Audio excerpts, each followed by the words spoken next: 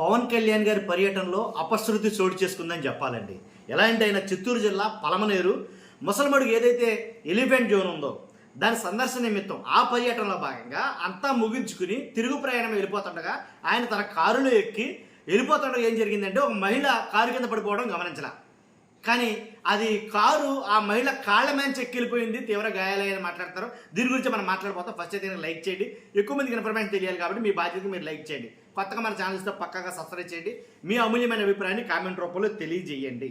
చిత్తూరు జిల్లా పలమనేరు ముసలమడుగు పర్యటన నిమిత్తం వెళ్ళినటువంటి పవన్ కళ్యాణ్ గారు తమ పర్యటన ముగించుకునేసరికి అక్కడ చుట్టుపక్కల ప్రాంతాల్లో ఉండేటటువంటి మొత్తం పర్యాటకులు అదే అభిమానులు అందరూ కూడాను పవన్ కళ్యాణ్ గారు చూడడానికి రావడానికి వస్తూ ఉంటారు క్యాజువల్గా. ఎందుకంటే ఆయన ఒక మంచి పేరున్నటువంటి సినిమా యాక్టర్ కాబట్టి ఆయన్ని చూడడానికి ఆయన అభిమానులు కావచ్చు, అలాగే పార్టీ కార్యకర్తలు కావచ్చు, వీళ్ళందరూ అక్కడికి రావడంతో కొంచెం జనం ఎక్కువయ్యేసరికి కొంచెం ఆ తోపులాట్ల భాగంగా ఆ కారు వెళ్ళిపోతున్నప్పుడు మహిళ కారు కింద పడిపోయింది. ఇది ఎవరు అబ్జర్వ్ చేయాల.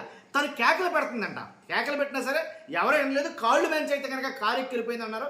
కాబట్టి కారు ఎక్కిపోయింది. తర్వాత ఆమె అక్కడ ఉండే స్థానికులు కొంచెం కోపం అయితే కనుక ప్రదర్శించారు. ఇదేంటిది, కనీసం కాళ్ళు మెంచి కారు ఎక్కిపోతుంటే కనీసం కింద కన్నా దిగలేదు, పట్టించుకోలేదు, కనీసం ఆగలేదు, పరామర్శించలేదు, ఇలా రకరకాల వ్యాఖ్యలు. మామూలు ఇది అంతా కూడా ఎలా అంటే ఆయన చూసి ఉండొచ్చు, చూడకపోయి ఉండొచ్చు, తర్వాత చూస్తే ఖచ్చితంగా ఆగుతారుగా, చూడకపోయి ఉండొచ్చు.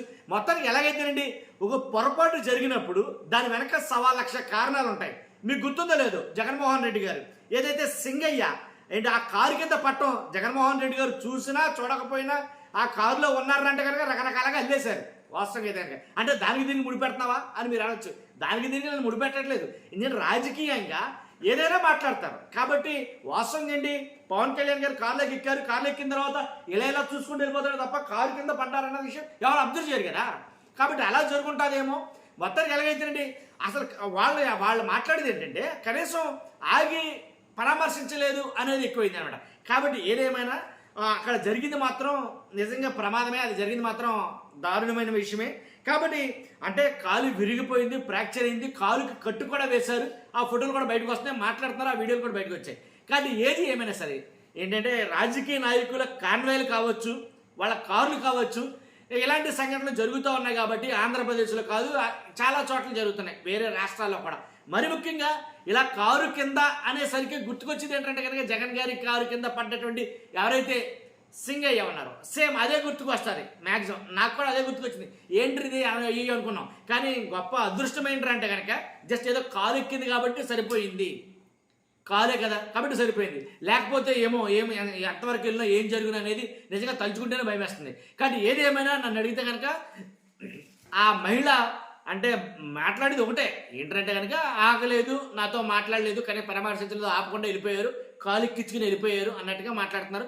తర్వాత ఇవన్నీ రియలైజ్ అవుతారు. మామూలుగా ఆయన వచ్చి పరామర్శిస్తే అన్ని కామ్ అయిపోతాయి. కాబట్టి ఏది ఏమైనప్పటికీ కొంచెం జాగ్రత్త అనేది ఉండడం మంచిదేమో, ఏ పార్టీ నాయకులన్నా ఎవరైనా సరే. నా అభిప్రాయం ఏంటంటే వాళ్ళకన్నా ముందు వెళ్ళిన వాళ్ళు జాగ్రత్తగా ఉండాలంటే ఫస్ట్. ఎందుకంటే మనం కారు కింద పడిపోతున్నామా లేదో మనం అబ్జర్వ్ చేసుకోవాలి. తోపులాట తొక్కిసలాట ఉన్నప్పుడు కొంచెం జాగ్రత్తగా ఉండడం మరీ మంచిదేమని నా అభిప్రాయం వ్యక్తిగతంగా. మీ అభిప్రాయం అంటే కామెంట్ రూపంలో తెలియజేయండి. ఫస్ట్ అయితే లైక్ చేయండి. Thank you very much.